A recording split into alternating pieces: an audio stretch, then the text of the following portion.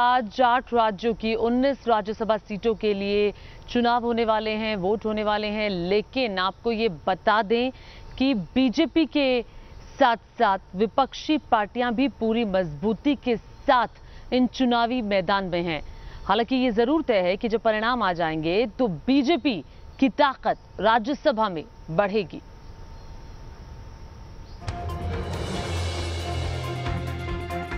राज्यसभा चुनावों की बिछी सियासी बिसात, 8 राज्यों की 19 सीटों पर मतदान, दांव पर लगी दिग्गजों की किस्मत।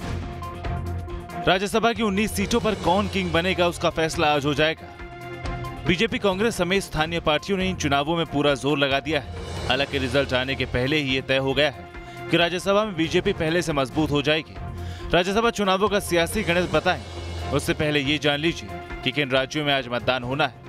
आंध्र प्रदेश की 4, गुजरात की 4, झारखंड की 2, मध्य प्रदेश की 3, राजस्थान की 3 और मणिपुर, मेघालय और मिजोरम की एक सीट पर मतदान होगा। सबसे पहले बात कांग्रेस शासित राजस्थान की करें तो यहाँ 3 सीटों पर चुनाव है, लेकिन यहाँ 4 प्रत्याशी चुनावी मैदान में, लिहाजा तीसरी सीट के लिए लड़ाई दिलचस्प हो गई है। यहाँ एक सीट के लिए 51 वोट चाहिए। कांग्रेस के पास 107 विधायक है, ऐसे में उसकी 2 सीटें लगभग तय मानी जा रही हैं। बीजेपी के पास सिर्फ 75 विधायक है, लेकिन वो सियासी मैनेजमेंट के जरिए दूसरी सीट पर भी दाव लगा रही है। झारखंड की 2 सीटों पर 3 उम्मीदवार उतरने हैं। यहाँ भी मुकाबला रोचक हो गया है। झारखंड मुक्ति मोर्चा के मुखिया शिबू सोरेन की जीत तो तय है, लेकिन दूसरी सीट के लिए न तो बीजेपी और न ही कांग्रेस के पास पर्याप्त संख्या है। झारखंड में एक सीट के लिए 26 वोट चाहिए। जेएम के पास 29 विधायक है, वहीं कांग्रेस के पास 15 विधायक ही हैं। बीजेपी के विधायकों की संख्या 26 तो है, लेकिन उनका एक जेल में। हालांकि बीजेपी के बागी नेता सरयू राय के समर्थन से पार्टी अपने उम्मीदवार को जीत दिला सकती है। वहीं गुजरात में 4 सीटों पर चुनाव है। बीजेपी ने 3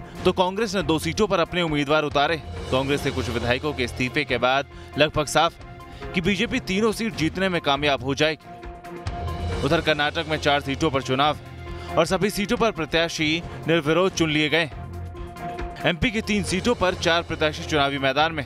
बीजेपी और कांग्रेस ने 2-2 सीटों पर दाव लगाया है, लेकिन तीसरी सीट पर निर्दलियों के साथ समाजवादी पार्टी और बीएसपी विधायकों के समर्थन से बीजेपी कांग्रेस का खेल बिगाड़ सकती है। आंध्र प्रदेश में 4 सीटों पर वोटिंग होनी, यहाँ विधायकों की संख्या के आधार पर वाईएसआर कांग्रेस की जीत तय मानी जा रही है। नॉर्थ ईस्ट की तीनों सीटों पर लड़ाई दिलचस्प। मणिपुर में कांग्रेस ने बीजेपी में सेंध लगाकर उसका खेल बिगाड़ दिया है। वहीं मिजोरम की इकलौती सीट पर त्रिकोणीय लड़ाई।